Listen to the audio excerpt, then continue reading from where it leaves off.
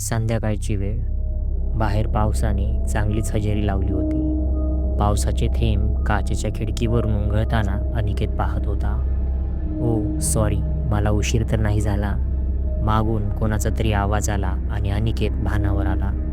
त्याने मागे वळून पाहिले तर डॉक्टर होत्या. डॉक्टर सईरा जोशी, पुण्यातील प्रसिद्ध मानसोपचार तज्ज्ञ. अनिकेत त्यांच्या क्लिनिकमध्ये त्यांची वाट पाहत थांबला होता. त्यांचा दवाखाना म्हणजे आधुनिक उपकरणांनी सजलेला, पण त्या स्वतः फार शांत आणि रहस्यमय. डॉक्टर खुर्चीवर बसल्या आणि त्यांनी अनिकेतकडे पाहिले. चेहऱ्यावर खोल काळी वर्तुळे, डोळ्यात भीती. तो हळू आवाजात म्हणाला, "मॅडम, माझ्या मनात काही दरवाजे आहेत आणि ते दरवाजे आता स्वतःहून उघडायला लागलेत." सईराने हे ऐकून थोडं हसत विचारलं, "दरवाजे म्हणजे?" अनिकेत म्हणाला, "जेव्हा मी डोळे मिटतो माझ्यासमोर एक लांब कॉरिडॉर दिसतो. दोन्ही बाजूंना दरवाजे. प्रत्येक दरवाजामागे माझं एक गुपित लपलेलं आहे. पण जेव्हा मी ते उघडतो काहीतरी बाहेर येतं." तो थरथरला. "मला माहीत नाही काय, पण मागच्या आठवड्यात माझी बायको झोपेत मरून गेली. तिच्या चेहऱ्यावर त्याच दरवाजातील सावली दिसली होती." सईराने हे फक्त भ्रम आहे असे समजून त्याला औषधं दिली. अनिकेत तिथून निघून गेला, पण त्या रात्री सईरालाही एक स्वप्न पडलं.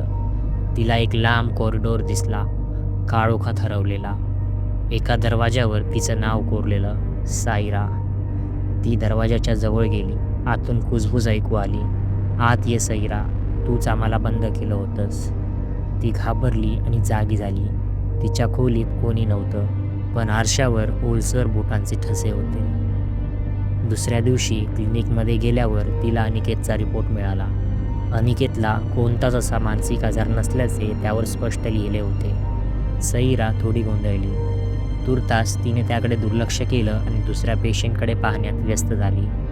रात्र झाली. सईरा एकटीच तिच्या क्लिनिकमध्ये बसली होती. पावसाच्या सरी खिडकीवर आपटत होत्या. अचानक AC बंद झाला आणि वातावरणात एक जड शांतता पसरली. ती उठून लाईट तपासायला गेली, पण मध्येच एका भिंतीवर दरवाजा दिसत होता. तो आधी कधीच नव्हता. दरवाजाच्या फटीतून थंड वारा बाहेर येत होता आणि आतून कुजबूज ऐकू येत होती, "तू आमचे उपचार करणं बंद केलंस." सईरा ओरडली आणि मागे सरकली, पण दरवाजा हळूहळू उघडत होता. त्या दरवाजातून अनेक चेहरे बाहेर आले. तिचे जुने पेशंट आणि शेवटी एक अनोळखीचा चेहरा, अनिकेत.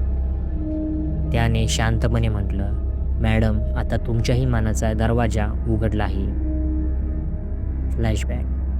"डॉक्टर, हे काम तुम्हाला करावंच लागेल. आम्ही हवे तेवढे पैसे तुम्हाला देतोय. शिवाय तुमच्या या क्लिनिकला मोठ्या हॉस्पिटलमध्ये बदलायची जबाबदारी आमची." रात्रीची वेळ होती आणि सईरा तिच्या छोट्याशा क्लिनिकमध्ये काही लोकांसोबत बसली होती. "तुम्हाला समजत का नाही? ही चुकीची गोष्ट आहे. मी हे नाही करू शकत." सईराने त्यांना विरोध केला, पण त्यातील एकाने तिला धमकावले, "ठीक आहे डॉक्टर, मग ज्या पेशंटचा जीव तुम्ही दिलेल्या चुकीच्या औषधाने गेला, त्याच्या घरच्यांना आम्हाला खरं काय ते सांगावं लागेल." सईरा घाबरली. तिच्याकडे पर्यायच उरला नाही. तिने होकार दिला. त्यातील एकाने एक फोटो सईरासमोर ठेवला. "हा अनिकेत. 2 दिवसाआधी जी इमारत कोसळली त्याचा हा इंजिनियर आहे. इमारत का कोसळली हे तुम्ही न समजलेलंच बरं. पण तुमचं काम हे की उद्या पोलीस याला तुमच्याकडे घेऊन येतील, तेव्हा ह्याला मानसिक रोगी ठरवायचं. त्याला कोणता तरी मानसिक आजार आहे, ज्यामुळे त्याकडून इमारत बांधताना मोठी चूक झाली आणि ही घटना घडली. लोकांचा जीव गेला हे सिद्ध व्हायला हवं. आणि तुम्ही काळजी करू नका, यात त्याची बायकोही तुम्हाला मदत करेल."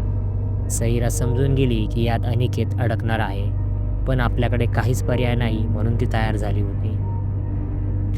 ठरल्याप्रमाणे अनिकेतला मानसिक आजार असल्याचं सिद्ध केलं गेलं आणि त्याला हॉस्पिटलमध्ये पाठवण्यात आलं, जिथे त्याने एका दरवाजातून बाहेर उडी मारत स्वतःचा जीव दिला. प्रेझेंट. दुसऱ्या दिवशी सकाळी क्लिनिकचा वॉचमॅन आत आला. ऑफिस रिकामं होतं, पण भिंतीवर एक नवा कोरा दरवाजा रंगवलेला दिसला. त्यावर कोरलेलं होतं, "डॉक्टर सईरा जोशी, डोर क्लोज."